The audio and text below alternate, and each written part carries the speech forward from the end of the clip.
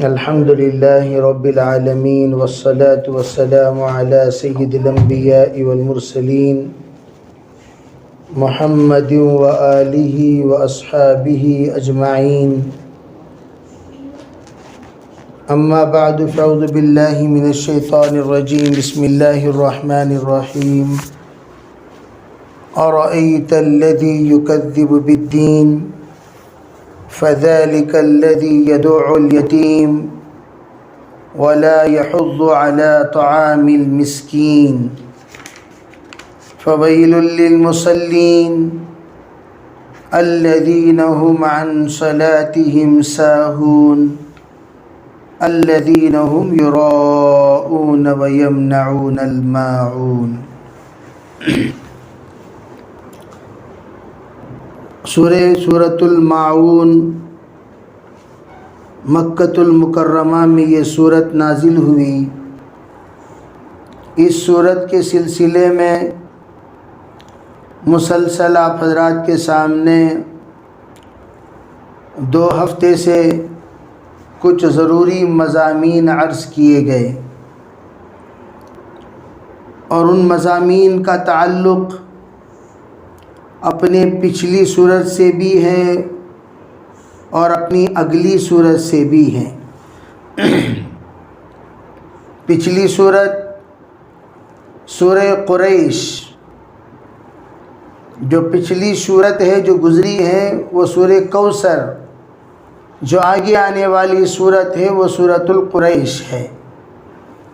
سورۃ القریش یہ اہل قریش جو مکۃ المکرمہ کے معزز قوم ہے ان کے سلسلے میں کچھ تفصیلات قریش میں بیان کیے گئے اور اس میں ایک جملہ بتایا گیا، الذی اطعمہم من جوع وآمنہم من خوف. آپ حضرات اگر قرآن پاک دیکھ رہے ہوں تو آپ دیکھیں گے قریش کی تعریف کرتے ہوئے اللہ تعالیٰ نے یوں فرمایا، لِإِيلَافِ قُرَيْشٍ إِيلَافِهِمْ رِحْلَةَ الشِّتَاءِ وَالصَّيْفِ فَلْيَعْبُدُوا رَبَّ هَذَا الْبَيْتِ. اے قریش، اے آل قریش، تم لوگوں پر اللہ نے جو انعامات فرمائے ہیں، تم سردی میں گرمی میں یمن اور شام کی طرف سفر کرتے ہو، تجارت کا سفر، اللہ نے تمہارے لیے رزق کا انتظام کیا. سردی کے موسم میں یمن کی طرف اپنے لیے زندگی گزارنے کے ساز و سامان کے اسباب مہیا کرتے ہو، اور گرمی میں آپ شام سے تم اپنے ساز و سامان اور بزنس کا تعلق رکھتے ہو. اللہ نے جو نظام تمہارا یہ آسان بنایا، تمہارے لیے لازم ہے فَلْيَعْبُدُوا رَبَّ هَذَا الْبَيْتِ، کہ تم اس پروردگار کے جو اس گھر کا رب ہے اس کی عبادت کریں، جو تمہیں کھلاتا ہے بھوک کے موقع پر. الَّذِي أَطْعَمَهُم مِّن جُوع وَآمَنَهُم مِّن خَوْفٍ، جو ان لوگوں کو یعنی قریشیوں کو، تمام لوگوں کو کھلاتا ہے بھوک کے موقع پر اور خوف کے موقع پر امن دیتا ہے. یہ جو اللہ نے ارشاد فرمائے، کھلانے کا ذکر کیا. علماء کہتے ہیں اللہ کھلایا تو اللہ تعالی جن کو کھانا زیادہ دیا ان کے ذمے ہے کہ جن کے پاس کھانا نہیں ہے وہ کھانے کا مہیا کریں، کھانا عطا کرے، کھانا دے، اور ان کے پیٹ کی ضروریات کو، ان کی بھوک کی تپش کو، ان کی بھوک کی گرمی کو، ان کی بھوک کی بے چینی کو دور کرے. اور یہاں آپ دیکھ رہے ہیں کہ اللہ رب العزت ان تمام انعامات سے ان لوگوں کو نوازنے کے باوجود وہ لوگ اللہ ہی کے منکر بن جاتے ہیں. اللہ نے اسی لیے اگلے صورت میں کہا، ارأیت الذی یکذب بالدین، اتنا سمجھانے کے باوجود کیا آپ نہیں دیکھ رہے ہیں اس شخص کی طرف جو آخرت ہی کو جھٹلا رہا ہے، کیا ہوگا دیکھ لیا جائے گا۔ وہ کون ہے؟ فَذَلِكَ الَّذِي يَدُعُ الْيَتِيمَ، اللہ نے اسے کھلایا پلایا، اللہ نے اسے سب کچھ عطا کیا، اس کے باوجود یتیم پر یہ رحم نہیں کرتا، یتیم پر یہ کوئی خیال نہیں رکھتا۔ یہ اتنا بڑا کمبخت ہو گیا ہے کہ یتیم کے سلسلے میں اس کا کوئی بھی رجحان نہیں ہے۔ اور پھر وَلَا يَحُضُّ عَلَىٰ طَعَامِ الْمِسْكِينِ، اللہ کھلایا، خود کھلانا تو دور کی بات دوسروں کو کھلانے بھی نہیں کہتا۔ تو اس اعتبار سے یہاں اللہ نے وہاں جو مضمون بتایا ہے اسی مضمون کو یہاں بھی ذکر کیا۔ اب نیچے کے اعتبار سے اگر دیکھا جائے تو کیسا ربط جوڑیں گے؟ فرمایا نیچے یعنی سورہ کوثر میں اللہ تعالیٰ نے ارشاد فرمایا اِنَّا أَعْطَيْنَاكَ الْكَوْثَرَ، اے حبیب، اے میرے حبیب، اے جناب محمد رسول اللہ صلی اللہ علیہ وسلم سے مخاطب کرتے ہوئے اللہ تعالیٰ فرماتے ہیں ہم نے آپ کو کوثر عنایت کیا۔ اب یہاں کوثر کن لوگوں کے لیے ہے؟ کوثر ان لوگوں کے لیے ہے جو لوگ اللہ تعالیٰ کی اطاعت فرمائے اور اللہ کی بات مانی، اللہ کے طرف سے آنے والے حالات کو سہا، اللہ نے ان کے بارے میں کہا ہم نے آپ کو کوثر عطا فرمایا۔ اب جو لوگ اللہ کی بات نہیں مانے ان کے لیے کیا ہے؟ فویل، یہاں آپ دیکھیں ارایت الذی کی چوتھی آیت، فویل، جہنم ہے ان لوگوں کے لیے جو اللہ کی بات نہیں مانتے۔ کوثر جنت کا راستہ، ویل جہنم کا راستہ۔ جو اللہ کی بات مانتے ہیں وہ آب کوثر پینے والے بنیں گے، جو اللہ کی بات نہیں مانتے وہ جہنم میں جائیں گے۔ اور اللہ کی بات ماننے والے کون؟ فَصَلِّ لِرَبِّكَ وَانْحَرْ، یہاں بتایا کوثر میں کہ تو آپ نماز پڑھیے اور قربانی دیجئے۔ اور جہنم میں جانے والے کون؟ فَوَيْلٌ لِّلْمُصَلِّينَ، یہ وہ نمازی لوگ ہیں، وہ نمازی لوگ، نماز پڑھنے کو کہا تو نماز تو پڑھیں، لیکن الَّذِينَ هُمْ عَنْ صَلَاتِهِمْ سَاهُونَ، لیکن نماز میں انتہائی غافل رہے، نماز وقت سے ٹال کر پڑھتے تھے، نماز میں انتہائی سستی کرتے تھے، نماز میں سہولت پسند تھے، نماز میں کسی طرح کا مجاہدہ نہیں ہوتا تھا، نماز میں کسی طرح کی مشقت برداشت نہیں کر سکتے تھے۔ یعنی جیسے اس وقت آپ اگر دیکھیں گے تو ایک بڑا مجمع یوں کہتا ہوا آپ کو ملے گا کہ ہمیں وقت ملتا ہے تو نماز پڑھ لیتے ہیں، وقت ملتا ہے تو نماز پڑھ لیتے ہیں، وقت ملتا ہے تو نماز پڑھ لیتے ہیں۔ یہ لوگ اسی زمرے میں شامل ہیں جس میں اللہ نے فرمایا الذین هم عن صلاتهم ساہون، جو لوگ اپنی نماز میں سہولت پسند لوگ ہیں۔ یہ لوگ کون ہیں؟ جو نماز میں آسانیاں چاہتے ہیں۔ اور سورہ کوثر میں تیسری کون سی آیت تھی؟ ان شانئک هو الابتر، آپ کے دشمن یہ مکمل طور پر ان کا خاتمہ ہو جائے گا۔ اور دشمن اللہ کے کون؟ اللہ کے رسول علیہ الصلوۃ والسلام کے کون ہیں؟ فرمایا یہ وہی لوگ ہیں الذین هم یراؤون، جو کوئی بھی کار خیر کرتے ہیں تو ریا کے ساتھ کرتے ہیں، ویمنعون الماعون، معمولی چیز کو بھی منع کر دیتے ہیں۔ تو یہ سورہ ماعون میں جو مضمون اللہ نے بتایا اس کا اگلے پچھلی صورتوں کے ساتھ اس طرح کا ایک ربط جوڑا جائے گا۔ یہ رشتے اگلے کے اعتبار سے بھی یہ صورت جڑی ہوئی ہے، پچھلے کے اعتبار سے بھی جڑی ہوئی ہے۔ اب یہاں وَلَا يَحُضُّ عَلَىٰ طَعَامِ الْمِسْكِينِ، یہاں پر ایک بات میں عرض کرنا چاہتا ہوں کہ وہ ترغیب نہیں دیتا مسکینوں کو کھانا کھلانے پر۔ عام طور پر لوگ کہتے ہیں اس آیت کو رکھ کر عربی ہم تو ترغیب دیتے ہیں، 10ویں میں ترغیب دیتے ہیں، 11ویں میں ترغیب دیتے ہیں، چہلم میں ترغیب دیتے ہیں، برسی میں ترغیب دیتے ہیں، محرم میں ترغیب دیتے ہیں، چھٹی میں ترغیب دیتے ہیں، کھلاؤ کھلاؤ کھلاؤ۔ تو ہم کون ہیں؟ ہم وہ ہیں جو مسکینوں کو کھانا کھلانے کی ترغیب دیتے ہیں۔ اور جو لوگ نہیں دیتے، یعنی کسے کہتے ہیں؟ اہل سنت والجماعت کو، دیوبندی مسلک کے تابع داروں کو، جماعت سے تعلق رکھنے والے احباب کو، جو احباب شریعت مطہرہ میں وہ خرافات، بدعات، رسومات کو ہٹا کر خالص دین پر عمل کرنے والے ہیں، ان کے سلسلے میں بعض لوگ کہتے ہیں یہ وہ لوگ ہیں وَلَا يَحُضُّ عَلَىٰ طَعَامِ الْمِسْكِينِ، مسکینوں کو کھانا کھلانے کی ترغیب نہیں دیتے۔ ہم کون ہیں؟ ہم مسکینوں کو چہلم میں بھی کہتے ہیں کھانا کھلاؤ، اور برسی میں بھی کہتے ہیں کھانا کھلاؤ، تیسرا دن بھی کہتے ہیں کھانا کھلاؤ، 10ویں دن بھی کہتے ہیں کھانا کھلاؤ۔ اور یہ لوگ کون؟ یہ لوگ کھانا کھلانے سے روکنے والے، کھانا نہ کھلاتے ہیں نہ کھلانے والے کو کھلانے دیتے ہیں۔ میں آپ حضرات کو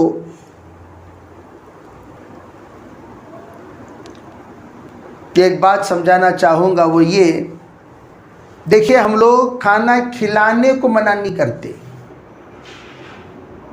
توجہ سے سنیں، ہم لوگ کھانا کھلانے کو کبھی منع نہیں کرتے۔ بھئی کھانا کھلانا تو جنتیوں کی علامت ہے۔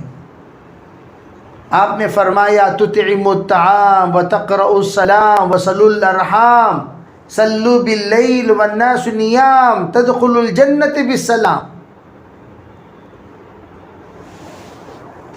فرمایا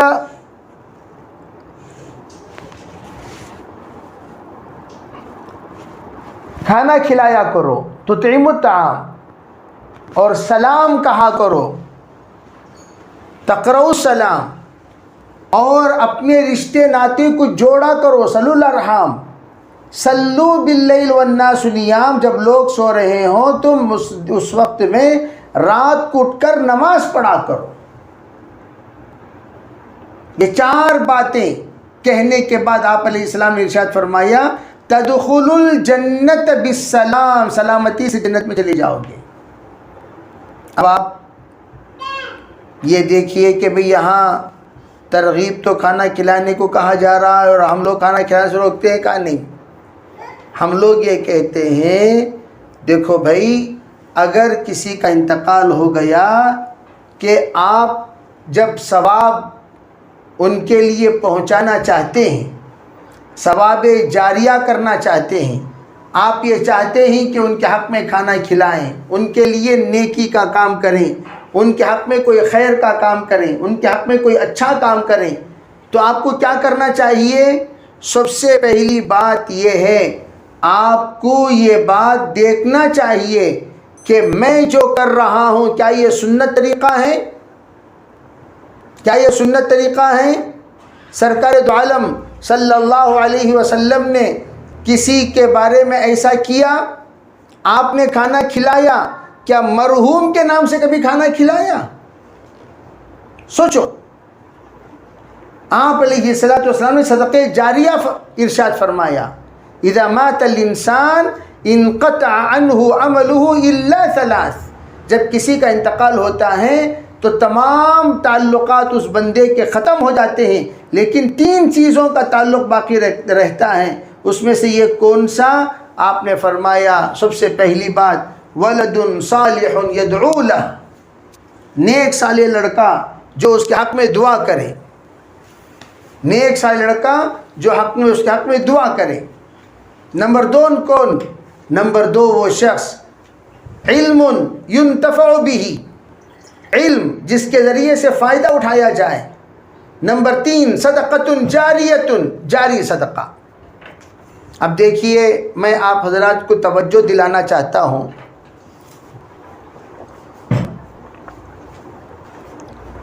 مرحوم کے حق میں کھانا کھلانا یہ کیا صدقۃ جاریۃ ہے؟ صدقہ جاریہ تو نہیں ہے، لیکن اس کھانا کھلانے کو صدقہ جاریہ بنا سکتے ہیں۔ توجہ چاہتا ہوں، وہ کیسے؟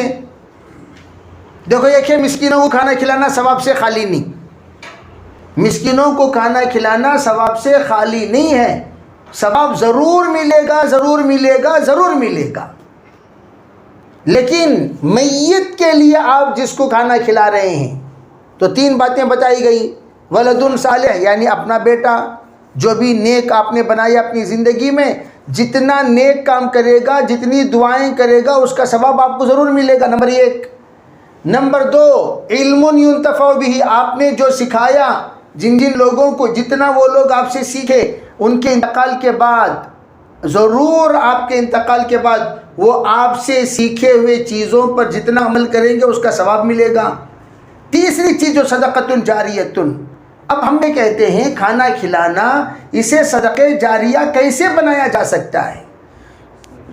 اس کے لیے آسان ترتیب علماء فرماتے ہیں ایسے لوگوں کو کھانا کھلاؤ جو صدقہ جاریہ کا سبب بنے۔ ارے بھائی سمجھ رہے نہیں؟ ایسے لوگوں کو کھانا کھلاؤ جو صدقہ جاریہ کا سبب بنے۔ کون سبب بنے؟ ایسے لوگ جیسے مثال کے طور پر آپ نے نیک صالح لوگوں کو کھلایا جو غریب ہیں، طلباء کو کھلایا جو علم حاصل کر رہے ہیں، حفظ کرنے والے طلباء کو کھلایا جو حفظ کر رہے ہیں، حفاظ ہیں، آپ نے دینی جو مساکین ہیں، جو لوگ دینی خدمات انجام دے رہے ہیں ان کو کھلایا، جو لوگ دینی خدمات انجام دے رہے ہیں جن سے اصلاحی کام ہو رہا ہے، مسافرین ہیں، ایسے لوگ جن کے ذریعے سے صدقہ جاریہ کا کام ہوتا ہے، ایسے لوگوں کو آپ نے کھلایا۔ مثال کے طور پر آپ نے ایک بچے کی ذمہ داری لے لی، بھائی میں اپنے والدہ کے نام سے کھانا کھلانا چاہتا ہوں، باپ کے نام سے کھانا کھلانا چاہتا ہوں، دادا کے نام سے کھانا کھلانا چاہتا ہوں، دادی کے نام سے کھانا کھلانا چاہتا ہوں۔ نیت تو آپ نے کر لی۔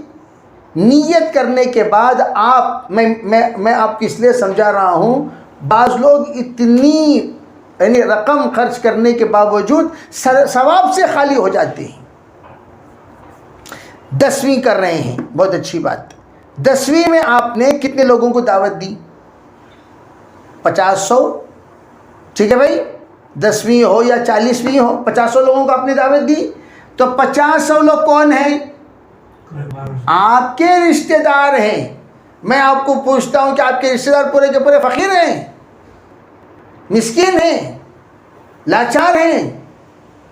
آپ نے مسکینوں کو 40واں کھانا مرحوم کے ایصال ثواب کے لیے بنایا تو ضرور، کھلا رہے ہیں ان کو جو صاحب استعداد ہیں، جو لوگ خود کفیل ہیں، جو محتاج نہیں ہیں، جو اچھی استعداد والے ہیں، ان لوگوں کو آپ نے کھلایا۔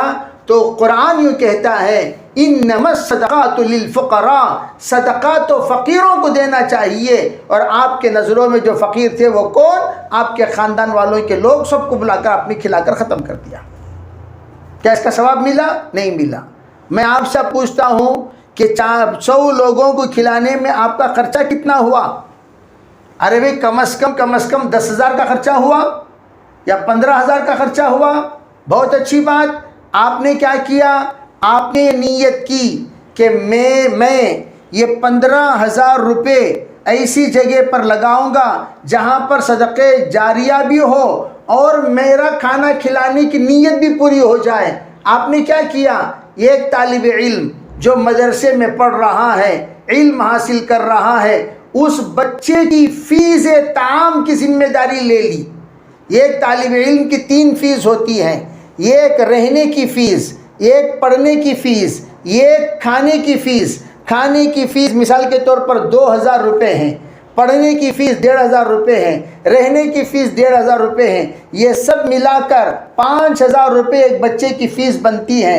آپ نے کہا ارے بھی میں فیس طعام لے لیتا ہوں، یعنی کھانا کھلانے کی فیس لے لیتا ہوں۔ آپ نے 2,000 روپے وہ غریب طالب علم کی کفالت آپ نے قبول کر لی، اور آپ نے یوں کہا کہ 2,000 روپے فلاں یتیم بچے کے سلسلے میں خرچ کرنے کی ذمہ داری میں قبول کرتا ہوں۔ ماہانہ 2,000 روپیہ بھیجتے رہے۔ اس بچہ حفظ شروع کیا، حفظ کرتا رہا، حفظ ختم کر لیا، اور آپ کے کھلائے ہوئے کھانے پر وہ اس نے حفظ کیا ہے۔ اب جب حافظ ہو گیا، حافظ ہونے کے بعد جہاں جائے گا، جدھر جائے گا، جس کو پڑھائے گا، جس کی سنے گا، جس کے قرآن درست کرے گا، جو بھی قرآن پر وہ عمل کرے گا، پورا سبب آپ کے والدہ کو بھی پہنچ رہا ہے، اور آپ اس کے لیے سبب بنے، اللہ آپ کو بھی پہنچاتا ہے۔ کھانا کھلانا ہوا، لیکن صدقہ جاریہ بھی ہو گیا. زندگی بھر جتنا وہ تراویح پڑھائیں گے ثواب آپ کے والدہ کو ملے گا، مرحوم کو ملے گا، مرحومہ کو ملے گا، خدمت کرنے والے کو ملے گا. وہ جتنے بچوں کو قرآن پاک حفظ یاد کرائے گا وہ اسے ملے گا. جتنے لوگ اس کے پاس قرآن پاک درست کریں گے اس کا ثواب ملے گا. جہاں جہاں جا کر ملکوں میں قرآن پاک پڑھے گا پڑھائے گا وہ سب کا ثواب آپ کو ملے گا. اب یہ وَلَا يَحُضُّ عَلَىٰ طَعَامِ الْمِسْكِينِ، وہ لوگ کہتے ہیں ہم لوگوں کو کہ آپ تو چہلم کرنے نہیں دیتے، 10ویں کرنے نہیں دیتے، 11ویں کرنے نہیں دیتے. ہم پوچھتے ہیں جناب آپ یہ کرتے کیوں ہیں؟ تاکہ مرحوم کو ثواب پہنچے. مرحوم کو ثواب کتنا پہنچتا ہے؟ کبھی آپ نے سوچا؟ بس وقتی طور پر ثواب پہنچ گیا. جو مسکین آ کر کھایا اس کا ثواب پہنچا، جو نہیں آیا اس کا تو ثواب پہنچا نہیں. اور جتنے مالدار لوگ کھا رہے ہیں ان کو تو صدقے کا ثواب ملتا ہی نہیں، اس لیے کہ وہ لوگ مہمان نوازی کا ثواب تو ملے گا، صدقے اور ایصال ثواب کا ثواب نہیں ملے گا. ہاں البتہ جو ثواب کھلانے پر بندے کو ملتا ہے وہ ثواب صرف آپ بھی سارے ثواب کر سکتے، صدقے جاریہ نہیں بنا سکتے اس کو. لیکن یہ شکل جو شکل میں نے بتائی حافظ قرآن کے سلسلے میں ہمیشہ ہمیشہ کا ثواب ایک ایک مرحوم کے حق میں بعض مرتبہ ہزاروں حافظوں کا. ایک بزرگ ہیں ابھی بھی ماشاءاللہ، اللہ نے ان کے ذریعے سے 2500 بچوں کو حافظ بنایا. وہ کہتے ہیں کبھی کبھار میں جو کچھ میرے پاس بچے حفظ کیے ان سب کا ثواب وہ غریب بیوہ عورت کو پہنچ رہا ہے جس نے اپنے شوہر کے لیے مجھے کھانا کھلانے کا نظام بنایا. حضرت مفتی کفایت اللہ صاحب رحمۃ اللہ علیہ کا مشہور واقعہ ہے. حضرت مفتی کفایت اللہ صاحب جو پورے ہندوستان کے مفتی اعظم کہلائے جاتے ہیں، حضرت ایک مرتبہ مراد آباد تشریف لائے. مراد آباد جب تشریف لائے تو اس زمانے میں بینز کاریں بڑی مشہور تھیں، تو وہاں کے سیٹھ صاحب بینز کار لے کر تیار کھڑے رہے اسٹیشن میں. حضرت تشریف لائے، کار میں بٹھا لیے، کار میں لے جا کر اپنے بنگلے میں اتار دیے. بنگلے میں حضرت نے ماشاءاللہ آرام کرنے کے بعد پروگرام وغیرہ سے فارغ ہو کر جب حضرت کی واپسی کا وقت تھا، حضرت نے سیٹھ صاحب سے پوچھا سیٹھ صاحب آپ مجھے پہچانتے ہیں؟ تو سیٹھ صاحب کہنے لگے حضرت آپ کو کون نہیں پہچانتا، آپ کو تو پورا ہندوستان پہچانتا ہے. جو تعلیم الاسلام جو تحریر فرمائے ان کا واقعہ بول رہا ہوں. تو حضرت نے پوچھا اچھا آپ اتنا جانتے اور کچھ جانتے ہیں؟ کہا نہیں. کہا آپ کو یاد ہے آج سے 30 سال قبل ایک طالب علم بار بار آتا تھا آپ کے پاس اور آ کر آپ سے یہ التجا کرتا تھا سیٹھ صاحب آپ میرے کھانے کی ذمہ داری لے لیجئے، سیٹھ صاحب آپ میرے کھانے کی ذمہ داری لے لیجئے. اور آپ نے کہا تھا نہیں بھائی 20 کوٹا تھا میرا، 20 کا 20 مکمل ہو گیا، اس کے علاوہ میرے پاس کوٹے کی گنجائش نہیں ہے. اور وہ طالب علم آپ کے پاس بار بار آیا، کہا ہاں جی یاد ہے آیا تھا لیکن اس وقت گنجائشیں ختم ہو گئی تھیں. تو حضرت نے فرمایا وہ طالب علم میں ہوں، وہ طالب علم میں. پھر جب میں نکلا آپ کے خاندان میں کام کرنے والی ایک ملازمہ خاتون نے مجھے روتے ہوئے جاتے ہوئے دیکھا اور اس بندی نے پوچھا مجھے بیٹا کیوں رو رہا ہے؟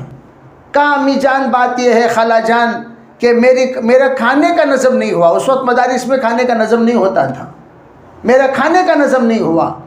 وہ کہنے لگی بیٹا میں غریب عورت ہوں، میں روزانہ صبح ایک جگہ شام ایک جگہ کام کرتی ہوں، 2 روٹیاں مجھے ملتی ہیں، اگر تجھے منظور ہے تو 2 روٹی میں 1 روٹی میں کھا لوں گی، 1 روٹی تجھے دے دوں گی، تجھے منظور ہے؟ تو انہوں نے خوشی خوشی قبول کر لی تھی. اور وہ خاتون ملازمہ تھی کسی گھر میں خدمت کرنے کے بعد 2 روٹی ملتی تھی اور مدرسے کے دہلیز میں آ کر انتظار کے لیے کھڑی رہتی تھی. جب میرا سبق مکمل ہوتا میں جاتا تو میرے پاس 1 روٹی دے دیتی اور خود 1 روٹی لے کر چلی جاتی. کوئی دن ناغہ نہیں ہوا کہ میری پڑھائی ختم ہونے تک باقاعدہ روزانہ صبح ہی ایک روٹی، شام ایک روٹی، صبح ایک روٹی، شام ایک روٹی اس خاتون نے مجھے عطا کیا۔ آج جو کچھ ہوں میرا پورا ثواب اس اللہ کی بندی کو جا رہا ہے۔ اب اندازہ لگائیے، غریب مسکین خاتون ایک طالب علم کی مدد کر کے ایک مفتی اعظم، آج بھی جتنے لوگ تعلیم الاسلام پڑھ رہے ہیں، عربی اس کا ثواب تو حضرت مفتی کفایت اللہ صاحب کو جا ہی رہا ہے، اور ان کے واسطے سے کس کو جا رہا ہے؟ اس اللہ کی بندی کو جس نے روٹی کا انتظام کیا۔ میں یہ کہنا چاہتا ہوں بھائی، دے دو دلا دو، یتیم کی دیکھ بھالی کرو، نہیں تو آپ یتیموں کے لیے ترغیب دو کہ بھئی کوئی یتیم کو دیکھ لے، کوئی یتیم کو اپنا لے، کوئی یتیم کو پناہ دے دے، کوئی یتیم کو اپنے یہاں جگہ دے دے۔ اگر کوئی دے دیا تو میرے عزیز بھائیوں، یتیم کی اس ترغیب پر، یتیم کی اس ترتیب پر اللہ کہیں سے کہیں اس بندے کو پہنچا دے گا، اور وہ یتیم کل چل کر کیا بنے گا؟ آج کوئی تمہارے سامنے بیٹھا ہوا ہے مفسر بن کر، محدث بن کر، فقیہ بن کر، مفتی بن کر، عالم بن کر، حافظ بن کر، اس کے پیچھے غریبوں کا مال لگا ہوا ہے، اور جتنا کام وہ کرتا ہے پوری دنیا میں اس کا ثواب ان غربا کو مل رہا ہے، جو غربا نے چندہ عنایت فرمایا مدارس کو۔ اس لیے مدارس کے بارے میں جس وقت قاری محمد طیب صاحب رحمۃ اللہ علیہ تشکیل فرما رہے تھے، اندرا گاندھی کا زمانہ تھا، اندرا گاندھی نے آ کر کہا، حضرت آپ اگر کہہ دیں پورا خرچہ دارالعلوم دیوبند کا حکومت ہند سنبھالے گا اور آپ حضرت کو کہیں جانے کی نوبت نہیں ہوگی۔ حضرت نے فرمایا نہیں، ہمارے اصول و ضوابط میں سے ہے کسی ایک کے حوالے اس ادارے کو نہ کیا جائے، یہ ادارہ چلے گا تو عمومی مسلمانوں کے چندے سے چلے گا، تاکہ ہر مسلمان کا حصہ اس ادارے میں لگے، اس ادارے کے ہر کام میں ان تمام مسلمانوں کو ثواب پہنچے۔ اس نیت کے ساتھ اللہ نے مدارس کو قائم کیا۔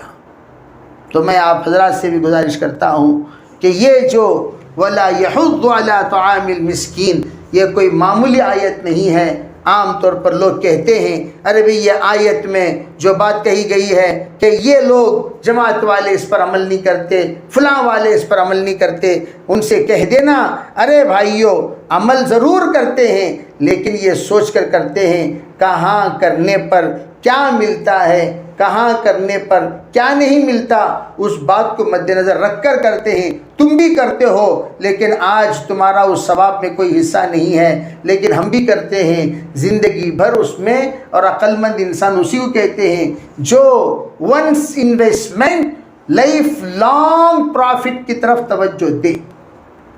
Once investment lifelong profit کی طرف توجہ دے۔ ارے ایک بار ہم نے دے دیا، زندگی بھر ہم مر کر چلے گئے قیامت تک۔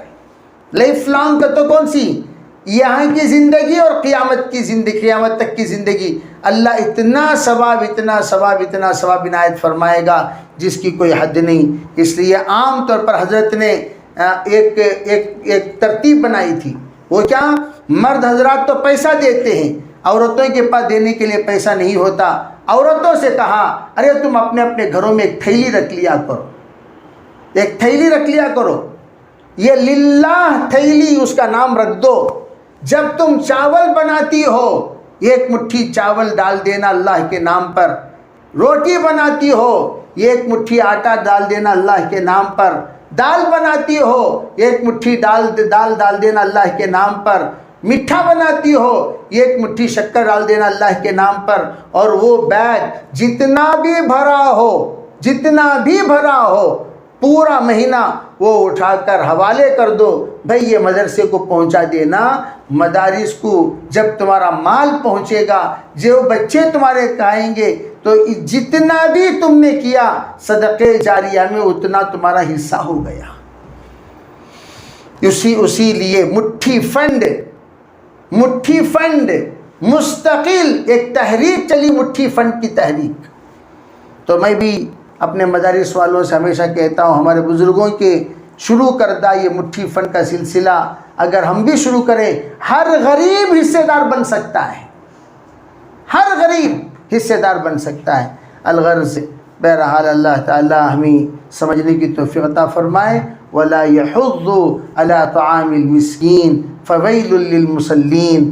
یہاں سے انشاءاللہ آپ حضرات کو سامنے آئندہ عرض کیا جائے گا کہ فَوَيْلٌ لِّلْمُصَلِّينَ، مصلیوں کے لیے بربادی ہو، ویل ہو، تباہی ہو۔ جو یہاں کہا گیا ہے وہ کیسے مصلی ہیں، کیسے نمازی ہیں، کیسے دیندار لوگ ہیں، اس کے بارے میں آئندہ وضاحت کی جائے گی۔ اللہ تعالیٰ عمل کی توفیق عطا فرمائے۔ عنوان تو ہمارا تقوی کے سلسلے میں تھا، لیکن مہینہ چل رہا ہے سفر کا۔